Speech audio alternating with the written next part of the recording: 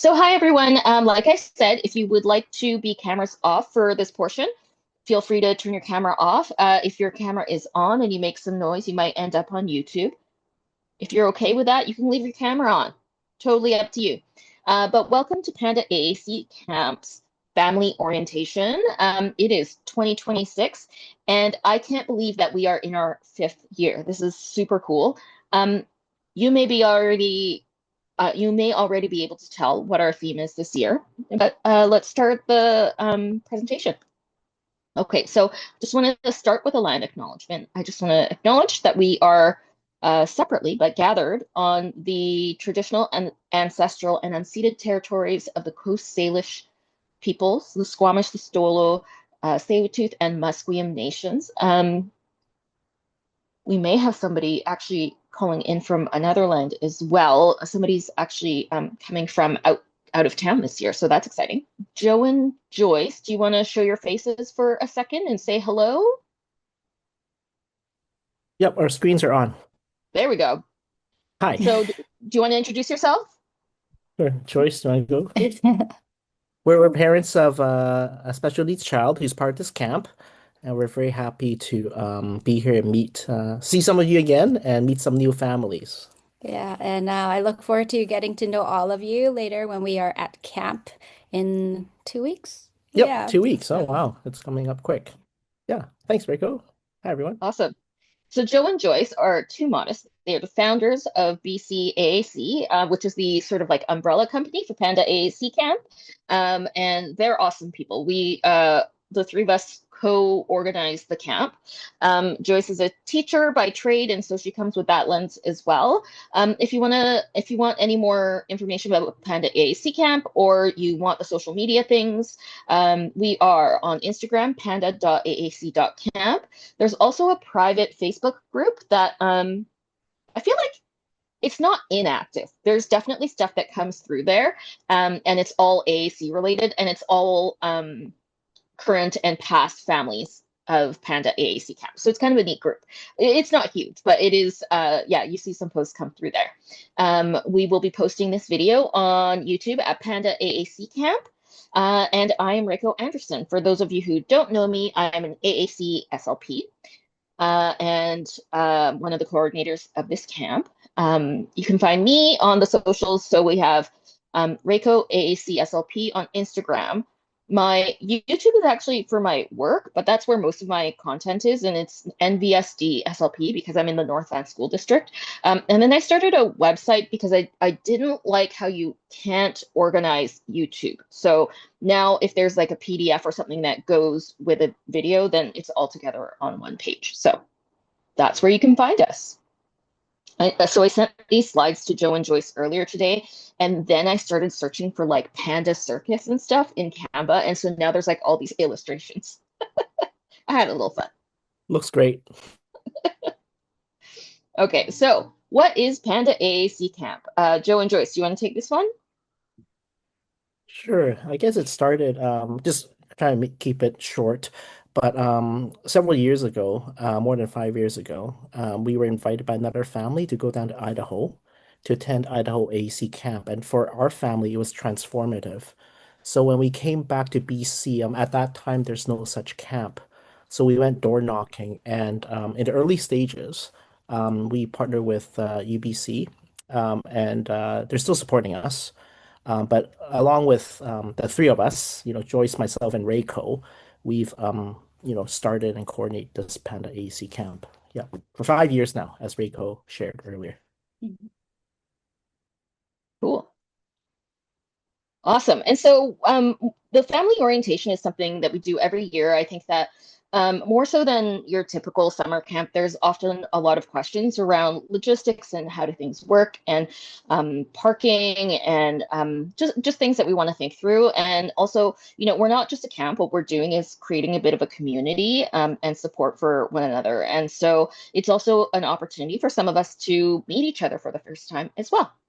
Yeah, thanks, Reiko. Maybe can I add just one more Yeah. thing? Yeah, I think, just looking back at our journey in the early stages of diagnosis, it felt quite lonely, right? We didn't have, community to be part of, and were just kind of lost. And so one of the things that we found really helpful and through this camp and this community is that we meet people and families similar to ourselves. So that's our hope too for this camp. That camp is, a week and a year, but through this camp, hopefully you can meet, other families, other campers like your child, and sort of connect and reconnect that way too. Thank you. One of my favorite things is actually to hear about. I know that I was talking to some parents and they were like, yeah, our kids skateboard together and that kind of stuff. So I love that kind of stuff. Okay, so Panda AAC Camp 2026. What some of you are going to notice, or returning families will notice, is that we've grown a little bit this year. It's because Joe and Joyce and I have a hard time saying no to any of the applications that come through. And so we kind of have created a new group this year. So we have the yellow group. And the yellow group, because it's a new venture for us, we have picked four of our most predictable sort of AAC users that we know really well and who are quite independent. And our goal is to provide them with some leadership opportunities this year at camp. And so we have our red, green, and blue teams, but then we also have the yellow team this year. We'll talk a little bit more about that as we go along. But some stats for you. We have 23 campers. I was counting the volunteers today to figure out what the number is, but we have about 55 volunteers. We have 7 speech language pathologists. This is all like in counted in the 55 volunteers, but we have 7 speech pathologists, 3 instructional leads who are teachers, and 1 administrator. We have 6 occupational therapists, 11 peer leaders, 3 behavior consultants, and 1 family counselor. So that's what it takes to put Panda AAC Camp together. Welcome to the logistics portion of this evening. Okay, so number 1, health protocols. We actually are a camp that started during COVID. So we started with a very strong presence of masks and hand hygiene. And I think that one thing that we've learned is that some of our clients have a really hard time with hand hygiene. It's hard to wash your hands properly and all that kind of stuff. So, and also in terms of AAC modeling and proximity and all those kinds of things, what we want to make sure of is that everybody stays healthy. So if you are feeling unwell, it is totally fine. Just text me and let me know that you won't be attending. On the first day of camp, I'll share my phone number with everybody so that you have it. If you want to wear a mask, please do go ahead. We'll have hand sanitizer around as well and provide opportunities for, yes, please stay home if you're unwell. That's number 1. As some people mentioned, we have a new camp location, which is very exciting.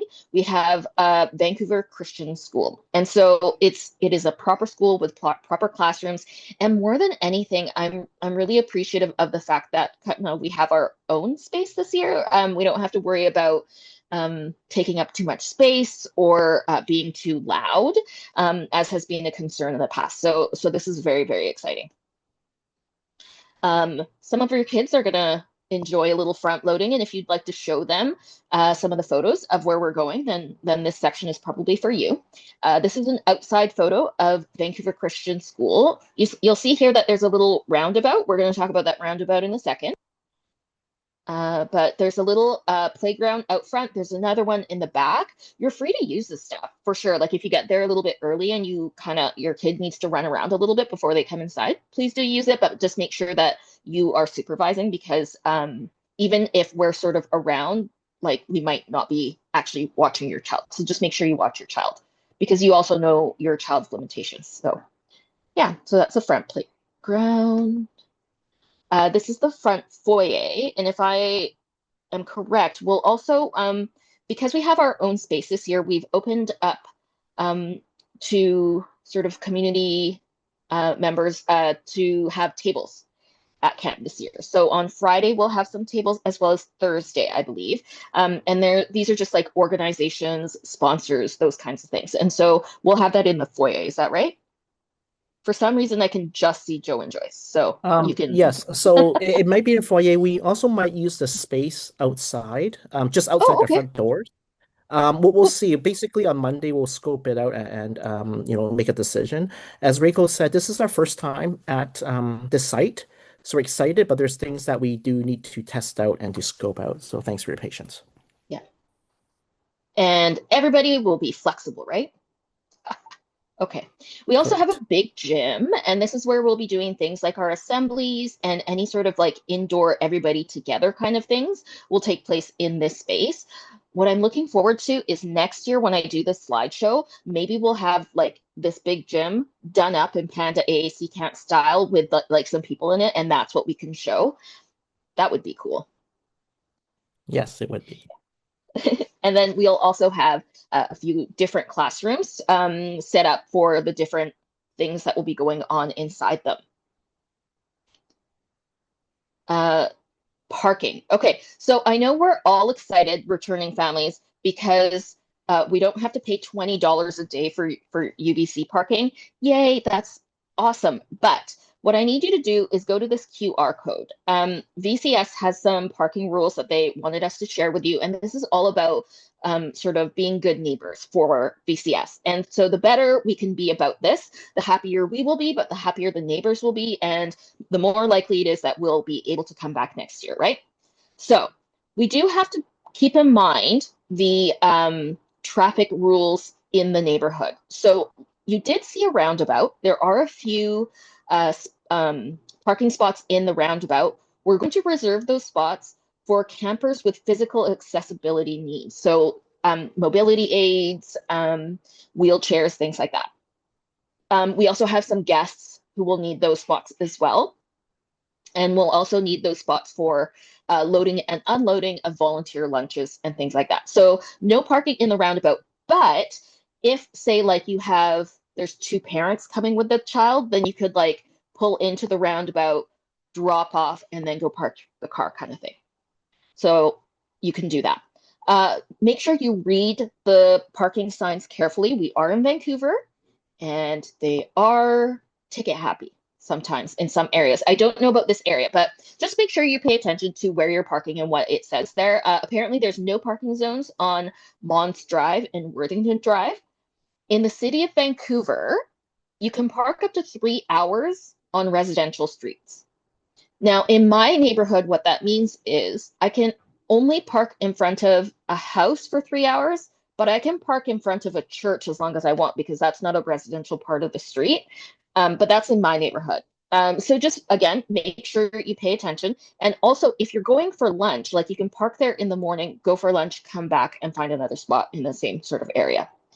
I did also check ChatGPT, and they said to try Falaise Avenue between Falaise Park and the preschool. So I think if you put Falaise Park into your map app, that you should be able to find that, and it's just like a block away.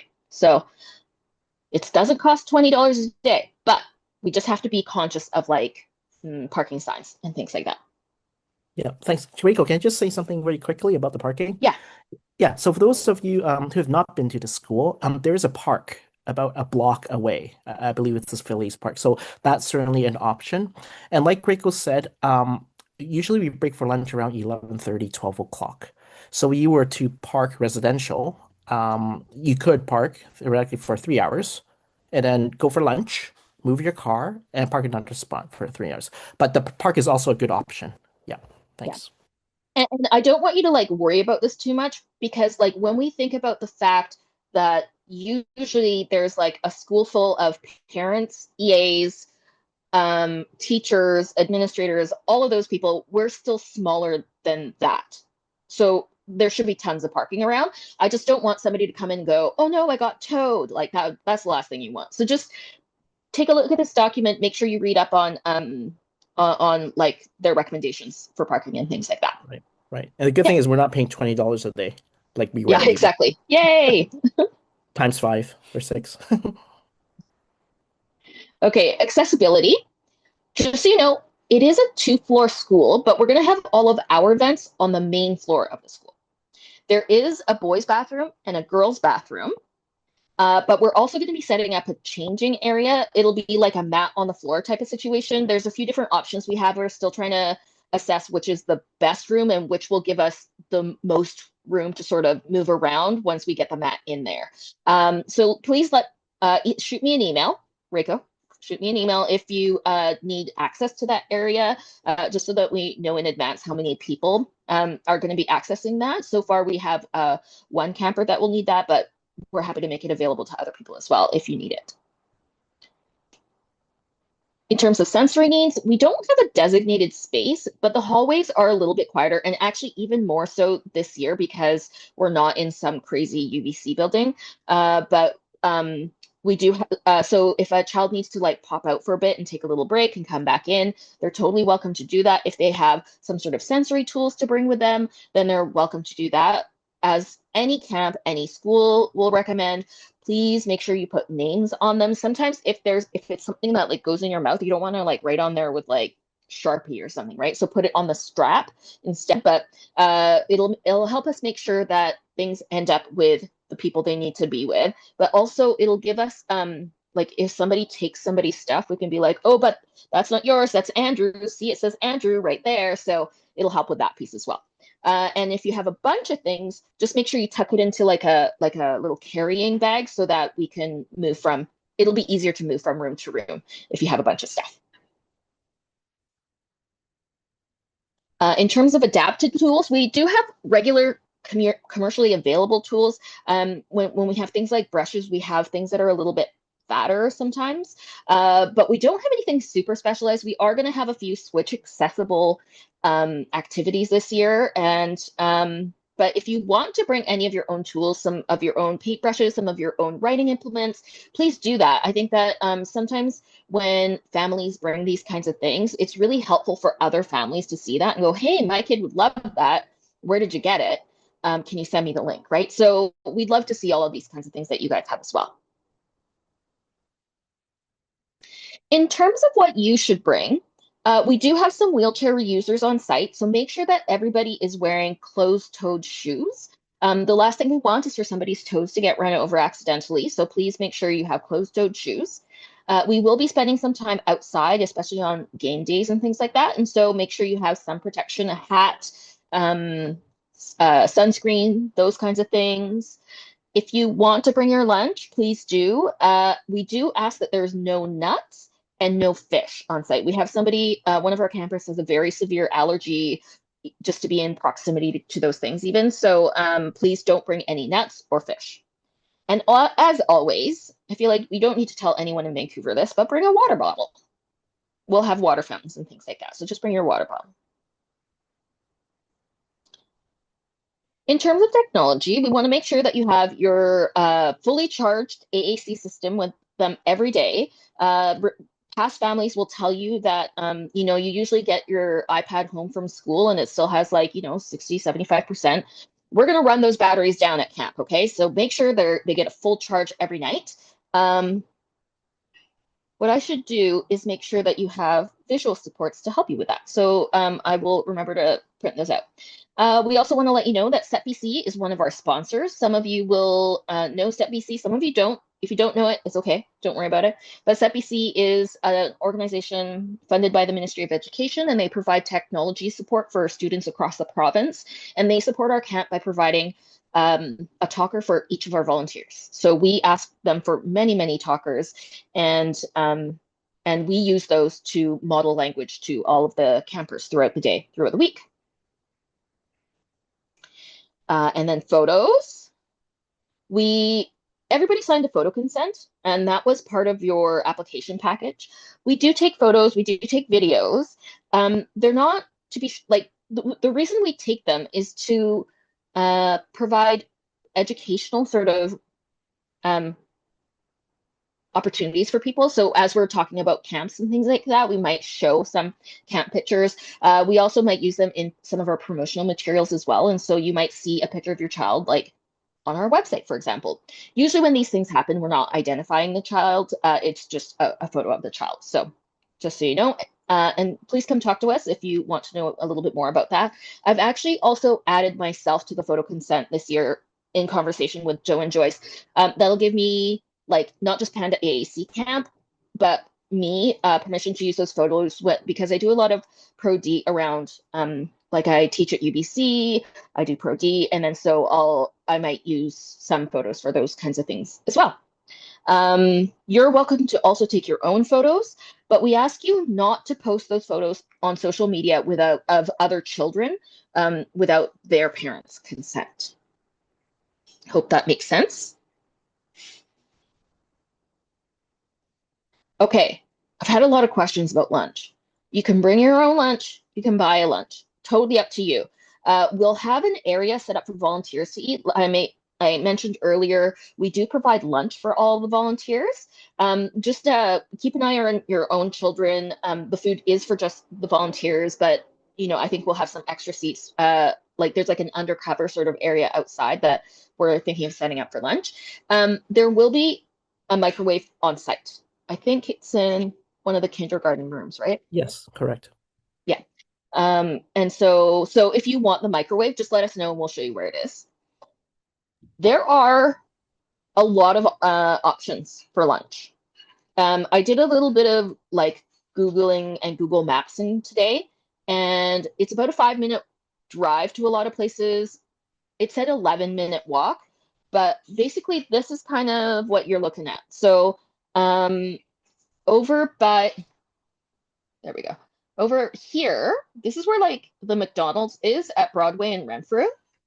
And I think that there's a Subway over there as well. But then over here on Grandview, on either side of the street, I think you have like Wendy's over here, and then you have like a Boston Pizza and Triple O's and that kind of stuff here. And then when you go up to here, this apparently is an 11-minute walk. This is the one that I was specifically looking at. There's a little like cluster of businesses at Rupert and 22nd. And so if we go back here, like what was over there? I think it was Ballet, the Vietnamese Yep. sandwich place. Yep. A sushi Um, and a Sushi, bubble yeah. And there's tea, the DP Chongli cafe. Market, Yep, which is correct. an Asian grocery store, and they have prepared foods there. Like they have like Box. a buffet kind of thing, but they also have Rice like boxes prepackaged. with Yeah, the barbecue pork and things, sweet and sour pork and things like that. Yep. yeah, yeah. So there's lots of options around. You can either walk, or if you have a 3 hour sort of limit on your parking spot, you can drive somewhere and eat there or come back or what have you. Our lunch hour is an hour and a half. Because I think that a lot of AAC users either take a long time to eat or take a long time to get places. So we give you a little bit of extra time for that. Okay, and now we're getting into the schedule. This year's theme is circus, if you have not guessed that already. We have a different theme each day. So on Tuesday, it's Welcome to the Circus, Wednesday, Clown Day, etc. But like overall, at the camp, we're going to be talking about independence, participation, and literacy all the way through. The general structure of the day is going to be an assembly in the morning. Our messaging in the past was like, yeah, 9:30 to 10 is check-in and assembly, but like people were like rolling in at 10 o'clock and the assembly was over. So we're changing the messaging this year a little bit. The assembly will start at 9:30. We will be there around 9. If your child needs kind of like a quieter start and like then coming a little bit earlier is going to be a good thing.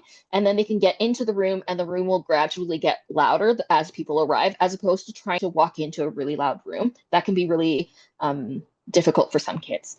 And then we have 3 groups that will go through their 3 stations. We have Lit Lab, Action Zone, and Music Makers. Sometimes we have a group activity before lunch. So, for example, we'll have one day where we take a big group picture with everybody. And then we have an hour and a half for lunch, and then we have a big group activity in the afternoon. Yeah. The Can I add Yeah. something? Go ahead. That's a good point. Hmm. So yeah, I mean the previous slide on the schedule. So I know in years past, and we kind of live it too. We know that sometimes it takes longer to get coats on and shoes on and get out of the house, etc. Right? But I really do encourage the 9:30 10 o'clock assembly. We will do fun activities there. There's a theme song that's quite catchy, and we use AAC during the song. We also hired a family counselor who will lead us through actions during the morning assembly, to kind of ground us, to kind of give us that kind of calming feeling. So I would encourage all of us, if possible, like show up at 9:30, right? Because if you and your child show up at 10, you would have missed all that. and then you'll be kind of hopping right into activities, and it feels rushed. It feels more rushed, is I guess what I'm trying to say. So I'm Yeah, just encouraging all of us to show up at 9:30 if possible. if Thank you. possible. Yeah. And I think the other thing is like some kids, mine was like this too, but some kids have a hard time with just being handed off to somebody that's less familiar to them, especially earlier on in the week. And even just sitting together during that assembly time, and being in a little bit more close proximity with them makes it a little bit easier to do that handoff sometimes, just because we had a few minutes to sort of hang out together. So yeah, we really do encourage you to get there by 9:30. Yeah, all those reasons. Joyce just reminded Yeah, me because we have a registration desk, and sometimes there's lineup. So yeah, if you make that even by 9:25, just to give us time to register and slowly move people into the gym, that'll be excellent. Thanks. yeah. Okay, so red, green, and blue groups will go to the sessions. Lit Lab is led by Alice. Music Makers is led by Claire. Action Zone is led by Jacob, and they are all teachers. Yellow group will go have their jobs first, and then they'll go to the groups if they have time, and we think they will have time. And then, yeah, overall, throughout this morning sessions, we're supporting participation and we're going to provide language input. I have a giant QR code here to remind me to say that we have a theme song that Joyce wrote with some technology help. We don't need to admit that though, right? But yeah. So if you have a child that likes a little bit of front loading and would Yeah. enjoy the theme song and it would enjoy getting familiar with the theme song and then hearing it at camp, we have you. So that's the QR code for our theme song.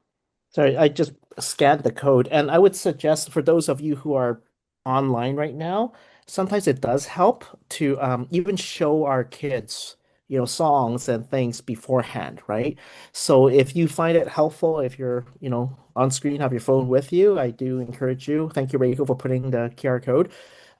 Familiarize yourself with it, have your child look at it. It's a really, I think it's a really fun song anyway. So yeah, It's a thanks. fun song. Awesome. And then in the mornings, while our kids are off doing their fun things, the families will be doing their fun things. So we have the first couple days, you'll be mostly with Joe and Joyce, Lena, and then Tyrone and Lyndon, who are the AAC users. And then on Thursday, Friday, oh, the Friday got cut off here.